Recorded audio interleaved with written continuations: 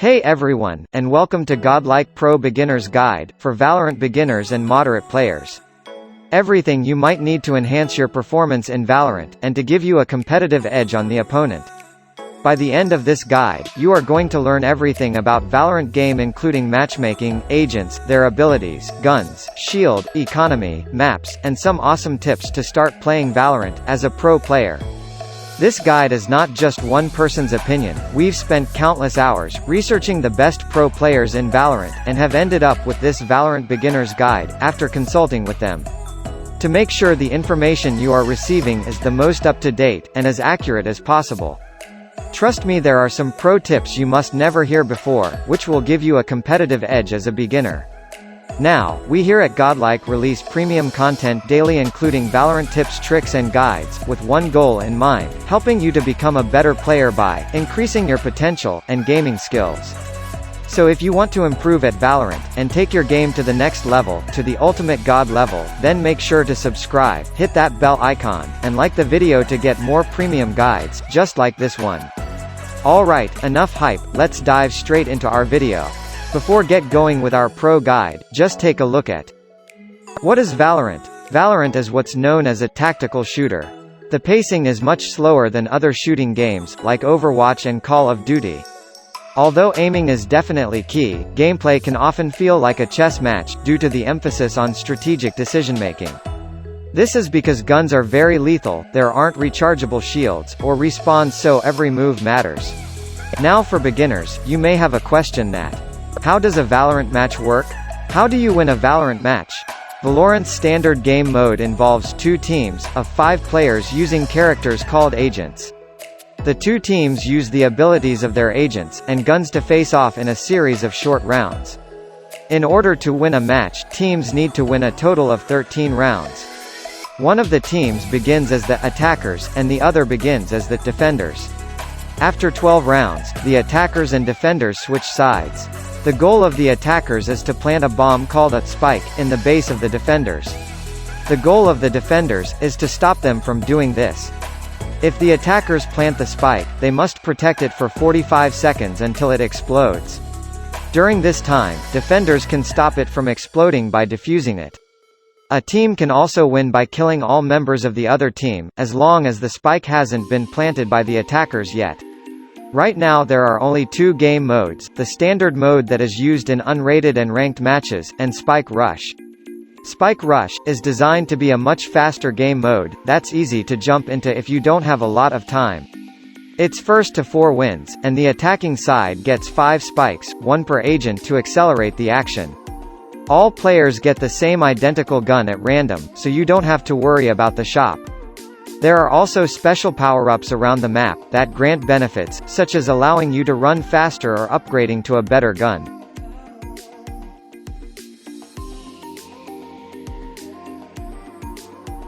Now let's move forward to agents. There are currently 11 playable agents in Valorant. The agents all have varying playstyles, strengths, and weaknesses. Every agent has 4 abilities, including one incredibly powerful one called an ultimate. Some abilities are purchased using credits at the beginning of a round, while others can be cast for free, but have a cooldown before they can be used again. Each team can only choose an agent one time, you cannot have duplicates on the same team. This allows you to build a team to revolve around different synergies and strategies.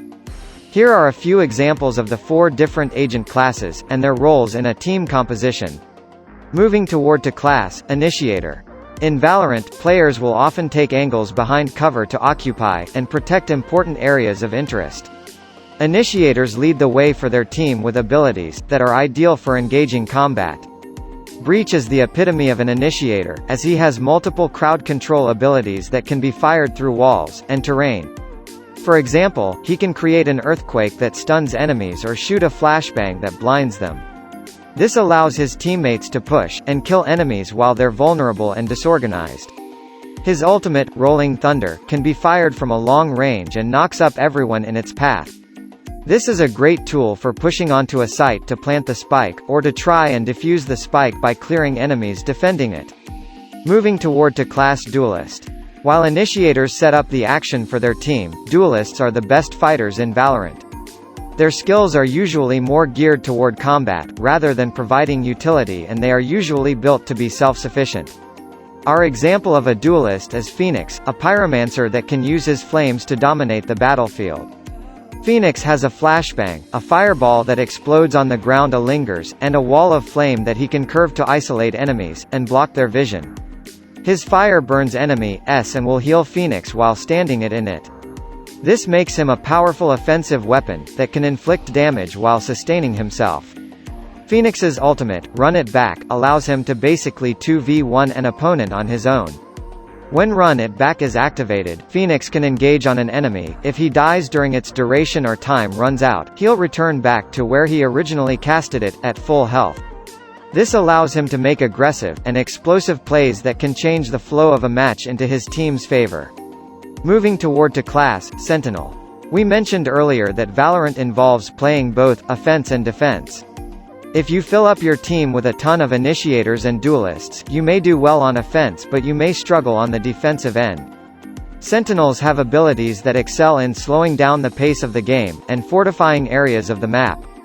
For this class, we'll highlight Sage, a sentinel that can fit into any team comp. Sage's abilities include healing herself or her allies back to full health, conjuring a wall, and orbs that create fields that slow everyone moving through it. On defense, Sage can delay an enemy push single-handedly by building a wall and slowing down their advance until help comes. On offense, she can use her wall to block off flankers or to wall off a choke point after her team plants the spike. Her ultimate, Resurrection, can help erase her team's mistakes by bringing an ally back to life, effectively making a round 6v5. These capabilities allow Sage and other Sentinels to have a huge influence on a match through sheer utility, having zero abilities that deal any damage. With this, moving toward to class, Controller. To round out a balanced team composition, consider including well-rounded agents called controllers. Controllers have a mix of offensive and defensive abilities that help facilitate their team's strategies. Let's take a look at Brimstone, one of the most versatile Valorant agents. Brimstone's unique playstyle revolves around surveying the map, and controlling the ebb and flow of the battlefield. He has smoke grenades that can be launched from his minimap, a napalm grenade that he can use to delay or root out enemies, and a stim beacon that buffs agents, within an increased firing rate and other benefits. Although he may not be as good at fighting as a Phoenix, or as good at delaying as Sage, Brimstone can delay better than a Phoenix and fight better than a Sage. Brimstone's ultimate, Orbital Strike, exemplifies this balance as it can be used to clear out defenders, while attacking or to protect a site from attackers. Now most of the people who are new here don't know how to unlock agents.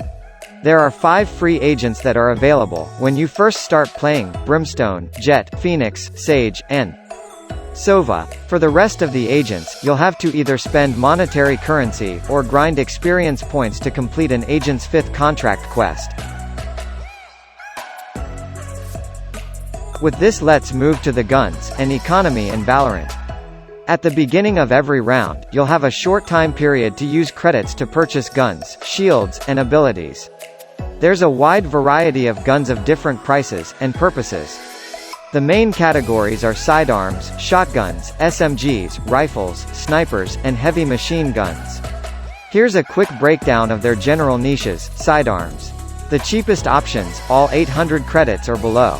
There's a wide variety of options from a silenced pistol to a sawed-off shotgun. Shotguns. Blow enemies away, with 1 to 2 blasts at close range. You can shoot shotguns accurately while jumping. SMGs, submachine gun. Guns that excel at close to mid-range. Good choice if you like spraying rifles. The most versatile guns in Valorant. The Vandal and the Phantom are the most commonly used guns. Snipers. The best choice for long-ranged engagements. Headshots are 1 shot, 1 kill. Heavy guns offer the most persistent firepower, with massive ammo magazines. Great for shooting through walls. Every gun has different attributes that indicate their performance in different areas. Firing mode. Some guns have 2 different firing modes, between their primary fire, left click, and alternate fire, right click. For example, the classic pistol fires 1 bullet with primary fire but fires a 3-bullet burst with alternate fire. The alternate fire rifles like Vandal allow you to look down its sights to improve your accuracy at longer range. Wall penetration. There are many walls that can be pierced on Valorant maps. Guns that have high penetration will deal more damage through walls. Lower penetration will have decreased damage. Spray pattern. Repeatedly firing a gun by shooting quickly, or spraying will increase its recoil. Some guns are more controlled, while others will fire wildly. Spray pattern indicates how a gun's recoil will behave if you aren't controlling it. Guns will also deal varying amounts of damage based on the range from the target, and where the bullet hits. Some guns will deal more damage at close range, but will be less effective at longer ranges. Guns that are good at longer ranges are typically slower, and do worse in close-ranged combat. Headshots inflict the most damage, body shots are second most, and leg shots deal the least amount of damage. Let's take a look at the Phantom and Vandal rifles, two of the most popular guns which are the same price, and often compared. We can see that the Phantom has different damage thresholds, based on the target's range, 0 to 15 meters, 15 to 30 meters, and 30 to 50 meters. In comparison, the Vandal will maintain the same amount of damage from 0 to 50 meters. Based on these stats on range and damage output alone, you may think that the Vandal is better. However, if you take a look at their other properties, you'll see that the Phantom has a faster firing rate and a larger magazine size. The TLDR is that although similar in many ways, the Phantom is better at fighting at closer ranges due to its faster firing speed. At close distances, the Vandal may be overwhelmed by faster sprays, but it is more consistent at longer ranges. This makes the two guns shine in different situations, despite being the same price, so it mostly comes down to your personal preference and play style. Be sure to practice at the shooting range, often to get used to the feels of different guns, for different situations. We recommend getting used to 2 to 3 guns as you start out. This is up to you, but a well-rounded example would be the classic for pistol rounds, and because you always get it for free. Either the Phantom or Vandal, since they're the standard versatile guns. A gun in between the value of pistols and rifles, such as a shotgun, SMG, heavy machine gun. If you haven't really played shooting games before, you'll probably want to avoid the sniper rifles until you build experience with easier guns. With this, now let's talk about shields in Valorant. In Valorant, you can make your agent tankier by purchasing shield armor. There are two types, light shields that provide 25 armor and heavy shields which provide 50 armor. Shields will absorb 66% of all damage taken, everything else will be removed from your health total. They do not regenerate between rounds, so you'll have to buy more, if you die or lose some of it. Every bit of health matters in Valorant, so be sure to purchase armor when you can afford it. Now the most important factor to understand. Fundamentals of the Valorant economy. When a round ends, you'll receive credits based on how you and your team did. We won't go into all the details since this is a beginner guide, but in general, the better you and your team play, the more money you'll get. Here are some examples of how credits are earned throughout a match. Getting a kill equals 200 credits. Winning a round equals 3,000 credits. Losing a round equals 1,900 credits. There are also some comeback mechanics. If a team goes on a 2+ round loss streak, they will earn an extra 500 credits for a 2x loss streak, and 1,000 for streaks greater than 2. Overall, managing your credits adds an extra layer of depth to the game, since you'll have to balance short-term success with long-term success. Now the most awaited and exciting part of the video. Pro tips and tricks for Valorant Beginner. In this video, we are discussing some pro tips for absolute beginners and moderate players of Valorant. The first pro tip is: learn about the battlefield. Before you jump into the game, check out the maps in which you're going to fight. Knowing maps is really simple. Just create a custom match on the matchmaking area. You can study all the maps, and plan your strategy to fight against opponents in different maps. If you don't know much about maps, don't worry, we are going to make a detailed guide on every map on this channel. So make sure to turn on the notification bell to get notified. The next tip is the crosshair placement. In Valorant, headshots are extremely effective, and most of the weapons available in the game can eliminate a target with just one bullet, if you hit the head, of course. For this reason, it is worth making a habit of holding the aim precisely at the height of the opponent's head, so that the first shot will give you the biggest chance of eliminating the target. If the opponent survives, you can easily hit them with another shot, without having to change the cursor's position. A player who focuses on aiming at the head, has a better chance of quickly eliminating the opponent, and moving on to the next goal. When looking behind walls, try to keep your sight where your opponent's head may appear. By keeping the sights at the head level of the potential target, you will need much less time to react when the target appears in sight. When the target is still moving, you have to predict their path, and set the crosshair to where their head may appear. In Valorant, you can go to the shooting range at any time to test your skills. You have several tests to choose from, but we recommend the one in which you have to eliminate as many bots as possible within a certain time limit. Next tip is the most important, that is sound. Sound is everything in Valorant, so make sure to wear headphones. I have listed some of the best gaming headphones that pro players use while playing Valorant, and also some budget headphones. You can check the description for the links. Listening closely to your surroundings is a very important part of playing Valorant. You can hear everything from footsteps and abilities to agents landing from high ground or even reloading. If you don't use headphones, you'll be at a big disadvantage compared to players who are using them. Unfortunately, this also means that you shouldn't play music while you play. The big white circle represents how far enemies can hear you. The sound goes farther than you think. If you take a look at your map while you're running, you can see the range that enemies will be able to hear you, as indicated by a white circle. The closer you are to an enemy, the louder your noises will be to them. In most cases, it's better to walk than run as you travel around the map, because walking is completely silent in Valorant. With this, we can move toward the next tip, that is, don't move while shooting. Unlike other FPS games, moving while shooting in Valorant is very detrimental, because it dramatically increases your gun's recoil. Getting hit in Valorant also greatly reduces your movement speed, making you easier to hit. So in most cases, you'll want to just stand still or crouch, and take aim to kill your enemy. If you're at close ranges or using a shotgun or SMG, you can consider moving while shooting, since recoil doesn't matter as much when you're right on top of your opponents. We have control over guns. Now it's time for the next pro tip. Understand which terrain is penetrable. We mentioned during the guns section that you can shoot through a lot of the walls and terrain in Valorant maps. The key way to tell is by watching how your shots interact with the surface. If it leaves a black hole, it means that it can be penetrated. If it doesn't leave a mark and creates a spark, it cannot be penetrated. Now if you're thinking, how should you get a gun for free, this tip is for you. Steal and save. Grab any guns that are lying around that are an upgrade over what you're currently carrying.